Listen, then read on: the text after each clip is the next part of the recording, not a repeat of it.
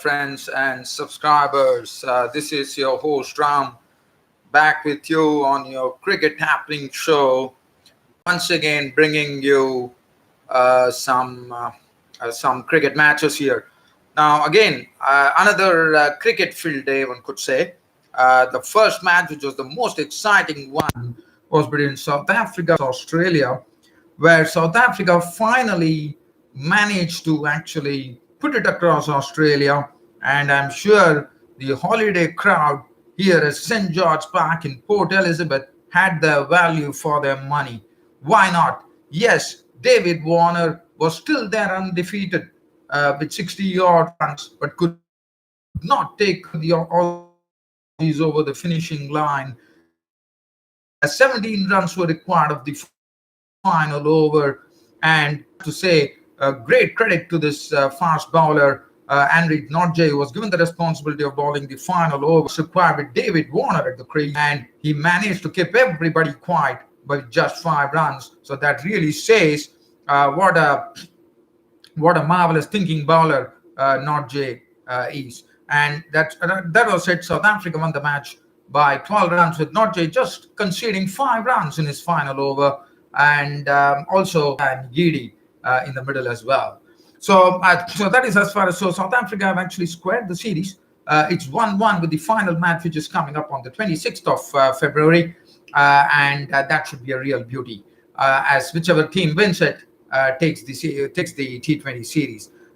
So definitely good bouncing back by the South Africans.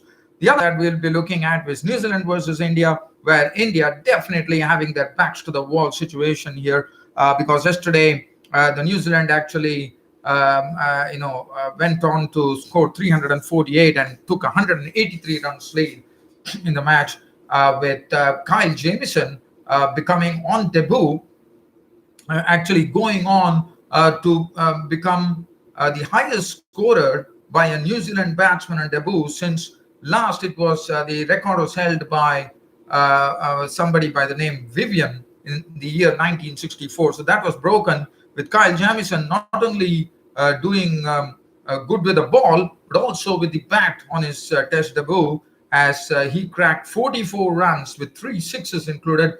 One was slapped off Sammy, and then he started hitting Ravichandran Ashwin for 2 wonderful sixes.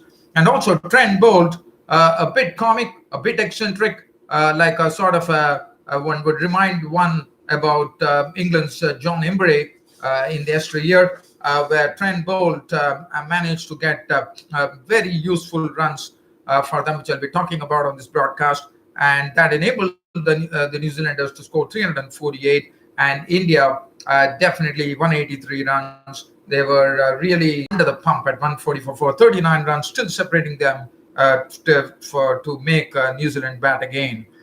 So that is the match. We are getting into the fourth day, and I will have a very quick look at that and basically say what exactly is happening, or what could have happened and what could be happening.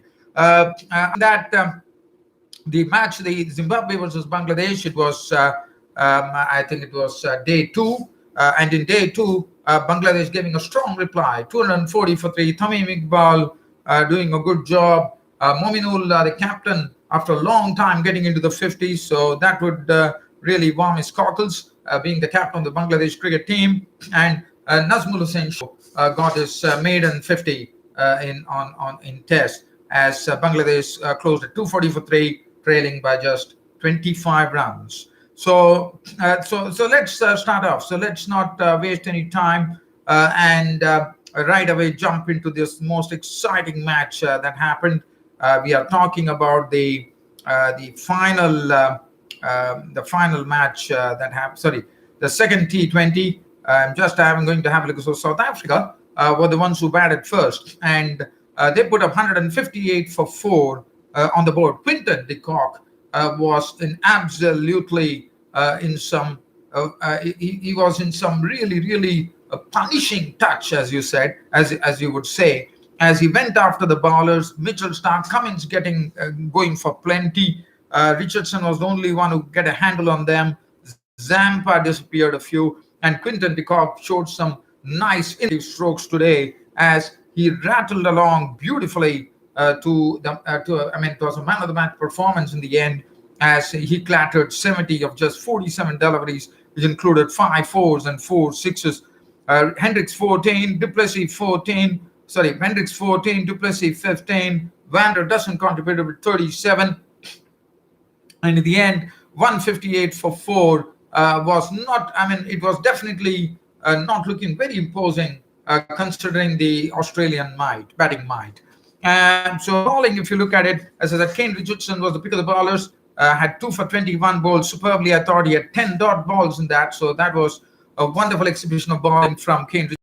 Zampa 1 for 37, Ashton Agar none for 28. The other day, the hero was not even among the wickets here. None for 28 for him, none for 38 for Mitchell Starc. Cummins 1 for 31, as the Aussies were chasing 158 for 4, and they started off well. David Warner. If you look at it, one could not say that they had a good start. Finch was out for 14. Smith combined well with Warner, and that was a phase where runs were coming in. Now, the main problem if you look at it, Kagiso Rabada, Notji was very good, and Lungi Giri were bowling. Definitely the Aussies were making batting look easy. But with the introduction of the wrist spinner Tabraiz Shamsi, definitely I thought it was a sort of a spoke into the wheels of the Aussies. As Tabraiz Shamsi, I thought that was the real sort of first signs of spin that we saw from the South Africans. And Shamsi, I think, has to really take the credit, because he was the one who really complicated matters for the Aussies, bowling 4 overs for 17 runs when both the batsmen David Warner and Smith were looking absolutely at ease. And that was the time Shamsi came in and trundled in his 4 overs for 17, which added to the pressure, and that built up the pressure in such an enormous fashion as wickets started falling. Pretorius got rid of Stephen Smith. Carey was promoted in the batting order, was bowled by Nigiri. Mitchell Marsh went to Nigiri as well. And then once Shamsi had completed his quota of 4 overs, we saw Nigiri, Rabada, and Notji, everyone come to the party. Pretorius, they all started bowling very tightly. And in the end, it was left to David Warner, as I said, to make to hit 17 runs of the final over. It was all thanks to the good bowling from Nigiri Rabada, who really throttled the Aussies, and nothing really worked out. Matthew Wade was caught on ball with Rabada, and that really, Mitchell Starc, one thought that with David Warner at the crease, anything was possible. 17 runs is something, I would say it's a gift. David Warner is the crease, and he had Mitchell Starc for company. But what really happened in the Andrej Notji over, and also one thing that you have to say is that Doffer had to Andrej Notji for bowling this beautiful over, the final over, which he gave away just 5 runs when 17 were required, which enabled the South Africans to win by 12 runs. But one has to really understand the fact that Notji was bowling in a very, very pressure situation. David Warner, the most experienced player, well entrenched at the crease, around 60-odd runs. We all know that what Warner can do. And then they had Mitchell Starc. And Mitchell Starc is such a player that he can hit the long ball. And I had a sneaking feeling that the Aussies might take it. But I thought the only thing that happened was David Warner got a single of the first ball of Notji, and that really had Starc coming on strike, and then things really did not go well for the Aussies. And finally, it was a victory, and the South Africans have leveled the series 1-1. But Notji definitely showing great maturity and experience. I think Notji is in some very good hands now in South African cricket. 4 overs, 1 for 24, 1 for 27, Rabada, Giri 3 for 41, Pretorius 1 for 29, Shamsi. To me, Shamsi was the man of the moment, because 4 overs for 17 when both Warner and Smith were in absolutely full cry. I have to really, really doff my hat to Tabraiz Shamsi, the wrist spinner. Now, the next match we are talking about is India versus New Zealand. Probably while I'm talking to you, probably another 2 hours' time, we will have play resuming at the Basin Reserve in Wellington on the 4th day. and definitely New Zealand in a very, very good situation. So just giving you a brief recap of what New Zealand did. New Zealand were bowled out for 348, but not before India got early reward with Bumrah getting his first wicket after 294 overs of toiling after coming back from his injury. And he got a very big wicket of that stickler at the crease, which was BJ Watling, and that probably would have really spurred on the Indians and said to them that India probably were on their way. But it was not to be. It was thwarted by Kyle Jamieson. Granholm playing a very, very compact innings, and his innings can't be undervalued at all under the circumstances. But Jamieson indulged himself, and he showed some good technique as well, Jamieson. And Jamieson, I think, could be developed as a wonderful all-rounder for New Zealand. I think he's going to be a big asset for New Zealand in the future, because he slapped Mohammad Shami for a six, then hiked Ashwin into the pickets over the pickets for 2 sixes. With Kyle Jamieson's contribution being 44 with 4 sixes and 1 boundary. And then we had a real comedy innings coming from Trent Boult. Trent Boult, what was good about him? As I said, when I was seeing Trent Boult, I was probably thinking about the former England off-spinner all-rounder John Embre, who was as eccentric as what Boult was doing. And what Boult was doing was he was moving outside the stumps, but he was making sure that he was middling the ball, which was making a good noise, and Boult really made some big noise. And what he did is he actually was involved in a 38 runs partnership for the final wicket, with Aegis Patel not even making a single run in that partnership. He was not out on 4, and Boult was a real pain for India as he thrashed 38 of 24, which included 5 fours and 1 6. And 348 all out, but Ishan Sharma can keep his head high. He went with a 5-wicket haul, 5 for 68 and 3 for 99 for Ravichandran Ashwin, which you'll be happy about. As 183 runs lead, the Indians struggled at the end of the third day, and the score read 144 for 4. Not a good picture at all for the Indians. They don't have much batting to come. If you look at it, Shaw was out for 14. Agarwal made a very good 58 with 7 fours, 1 6. Pujara was just foxed just before the 3 interval. He actually shouldered arms to a delivery from Trent Boult, which had his timber rattled.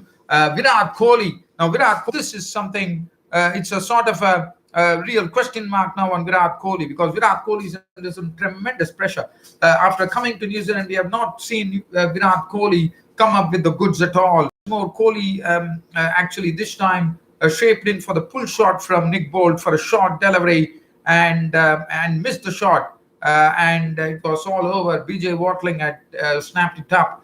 And I think Kohli is under tremendous pressure. He was out for 19. He got tested. He was not looking good. He was not able to keep the ball in the ground. And he had a battle against Jamieson as well. A bit of staring going on. But I thought I would definitely say Jamieson won the battle, even though Virat Kohli got a sort of a psychological hold on Jamieson for a certain point of time, with Jamieson actually throwing the ball wide outside his off stump. But Kohli showed that he won't be tempted. And I think India have a real task on hand. 144 for 4, 39 runs to make back again. Ajinkya Rahane, the onus will be definitely on Ajinkya Rahane, who was not out on 25 with 4 boundaries. Hanuma Vihari is not out 15. Hanuma Vihari can really show something here, can show to the selectors, or show that I mean, this is something that if Hanuma Vihari can do something out of the ordinary, that would be great for India, because if we have Pant still, but Pant, as you know, can't be predictable. And then we have Ashwin, who probably can bat as well. But definitely, I have to say that this particular pair of Hanuma Vihari and Ajinkya Rahane have to take it as long as possible. And then probably if India can get around, if they can actually conjure up around 150 runs lead, or even 200, I would say, which is really a far off thing considering the New Zealand bowling attack. I think they would have done good for themselves, but because India can still have a go at the New Zealanders on the final day. Bowling figures, Trent Boult at 3 for 27 to add to his batting, and 1 for 41 for Tim Southey. And I think a very, very interesting day's play beckons at the Basin Reserve in Wellington on the fourth day. Especially the morning session is going to be extremely crucial to me. Now, a sneak peek at the Bangladesh versus Zimbabwe. We are talking about the second day. I think it's today we are into the 20th, so it's a second day's play, and on the second day's play, Zimbabwe were bowled out yesterday. They were bowled out for 265. Abu Jayad returning his best bowling figures of 4 for 71, and I'm very happy for Abu Jayad because I always had some high praises, and I also felt that Abu Jayad was unlucky to even miss the World Cup last year. So I think after seeing him, as you know, he's like a James Anderson type of bowler. He can get the ball to swing away, he can get the ball to swing in, I am a firm. I have to say that Abu Jayad really holds a lot of potential. Naeem Hassan could not get his fifth wicket. He had to stay with 4 wickets, but it was very quick work by the Bangladeshis. 264 all out, and Bangladesh in their replies, as I said, a strong reply put on the board. 240 for 3, another 25 runs to take the lead there. Tamim made 41, Saif Hassan 8, Najmul Hussain Shanto, as I said, on his got his maiden 50 in Test cricket, 71 with 7 boundaries, and at close of play, the captain, after a long struggle, finally got into the 50 mark, and he would be very happy. He would definitely try to get a century in the morning session. He was not out on 79 with 9 boundaries, Mushfiqur 2 with 6 boundaries. Bangladesh closed the day at 240 for 3, one wicket apiece to Trapano, Nyauchi, and Shuma, who was actually making his debut, Charlton Shuma. Well, dear friends and subscribers, I don't have much. I know that I can talk about the Pakistan Super League as well. The Pakistan Super League, Shadab Khan showed some real genius with a bat to pilot his team to victory. We'll come. I won't be able to get into that. Probably you can catch up with me on my Twitter page, or you can go onto my cricket website, www.cricket-status.com. Hope you all loved this cricket broadcast of mine. With this being said, it's goodbye from my studios here in Toronto. Thank you.